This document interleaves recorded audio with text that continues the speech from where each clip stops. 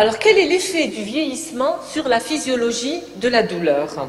Vous savez tous, on l'a vu tout à l'heure, que les mécanismes électrophysiologiques et neurochimiques de la douleur vont se dérouler en 3 étapes.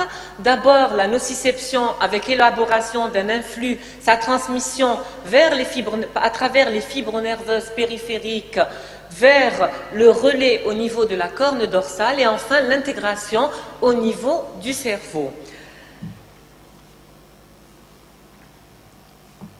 Alors, chez la personne âgée, il n'y a pas de presbyalgésie. Cette définition de presbyalgésie n'est pas argumentée, mais on sait qu'il y a une absence d'expression de la douleur qu'il faut différencier avec une perte sensitive, analgésique ou analgothymique, qui peut révéler d'un problème de langage ou de comportement.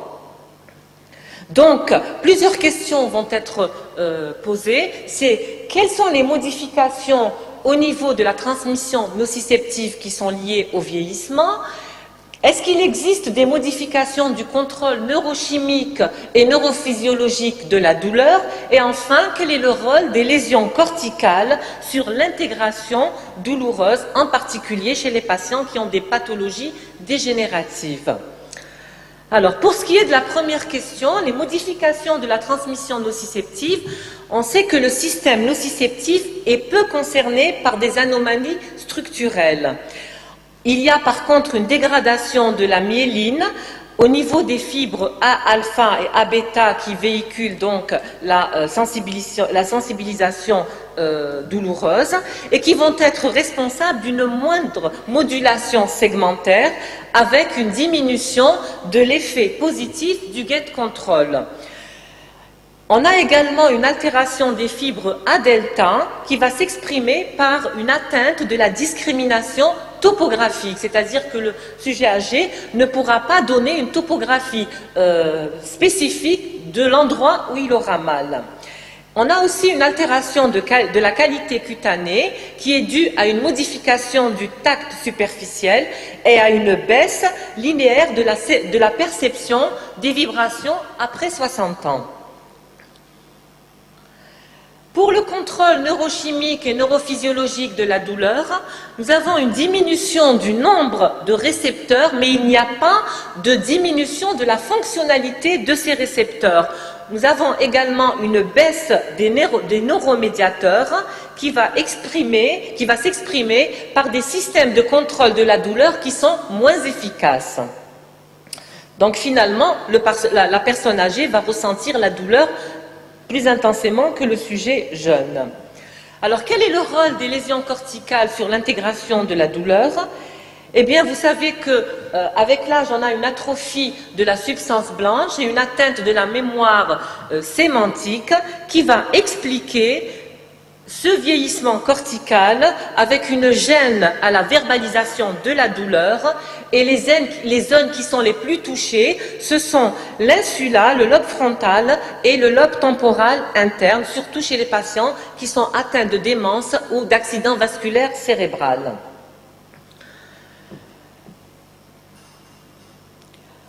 Alors, vous savez tous que la douleur, elle est multifactorielle. Elle a plusieurs composantes. Elle a une composante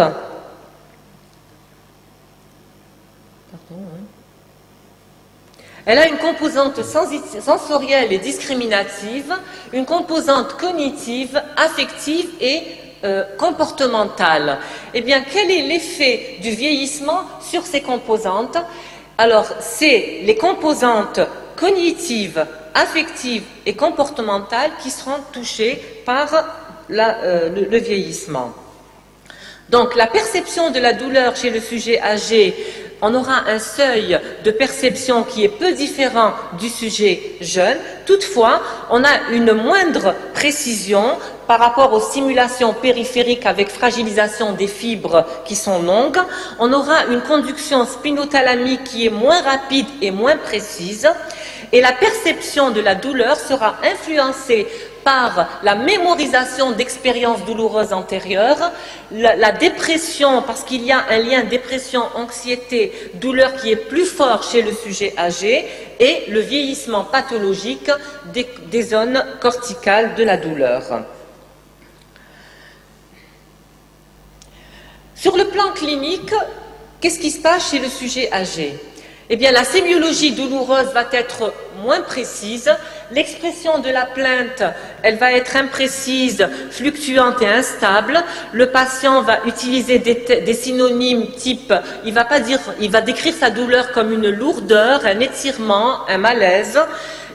L'explication n'est pas très explicite pour des raisons culturelles. Il y en a qui se disent ça fait pas bien de dire que j'ai mal, il est stoïque, il préfère garder la douleur pour lui-même. C'est pour ça qu'il faut aller chercher cette douleur.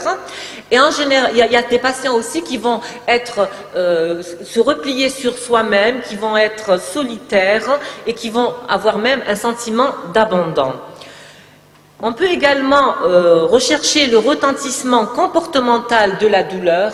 Le patient va être agité, agressif, il va crier, il y aura des confusions, il va y avoir de l'anorexie, de la dénutrition, un syndrome de glissement avec une perte d'autonomie. Sur le plan des étiologies, c'est pratiquement les mêmes étiologies que le sujet jeune, à part que la plupart des étiologies vont être augmentées, en dehors donc des céphalées qui tendent à diminuer avec l'âge, et des lombalgies chroniques et des arthralgies qui sont identiques au sujet âgé, au sujet jeune. L'évaluation est une étape importante. Son objectif est de rechercher la douleur par l'interrogatoire et l'observation. Il faut évaluer son intensité, identifier son mécanisme, adapter la thérapeutique en fonction du mécanisme et faire des réévaluations et une éducation du patient. Souvent, l'évaluation est difficile à cause des troubles de la mémoire, des troubles sensoriels et du langage, à cause de l'état confusionnel ou du syndrome démentiel. Mais vous allez voir, il y a des outils qui vont nous permettre d'évaluer la douleur chez ce type de patient. L'interrogatoire est une étape importante. Le plus souvent, il est pauvre, il se manifeste par une altération de la mémoire, une atteinte sensorielle, il est perturbé par l'altération de la mémoire, par l'atteinte sensorielle qui peut être auditive ou visuelle, par les troubles du langage et par une atténuation de la douleur d'ordre culturel. Parfois, on a un excès de plainte, donc il y a des patients qui sont hypocondriaques ou encore pour qui l'expression de la douleur est un moyen de communiquer avec autrui. L'observation est très importante. D'ailleurs, il existe des outils qui sont basés sur cette observation pour évaluer la douleur. Elle permet d'identifier l'existence de la douleur par l'observation du corps. Elle permet également de rechercher des signes directs de la douleur, comme par exemple les positions antalgiques, l'hypertonie, la localisation et la protection des zones douloureuses, les grimaces, les modifications des constantes biologiques comme la fréquence cardiaque et la fréquence respiratoire. L'atteinte des activités psychomotrices et sociales également doivent être recherchées. Et enfin, les conséquences de l'anxiété, à savoir l'agitation, les cris et les gémissements. Alors, comment est-ce qu'on va évaluer la douleur chez le sujet âgé? Eh bien, c'est comme le sujet normal, c'est le sujet jeune, c'est-à-dire qu'on a des échelles d'auto-évaluation et des échelles d'hétéro-évaluation. Les échelles d'auto-évaluation,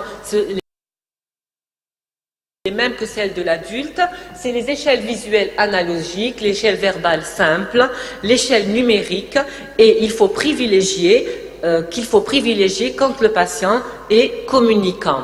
Chez les patients qui ont des troubles de communication ou chez les patients qui ont des démences, on va utiliser les outils d'hétéro-évaluation qui sont basés sur le comportement du patient, l'observation de son comportement face à la douleur.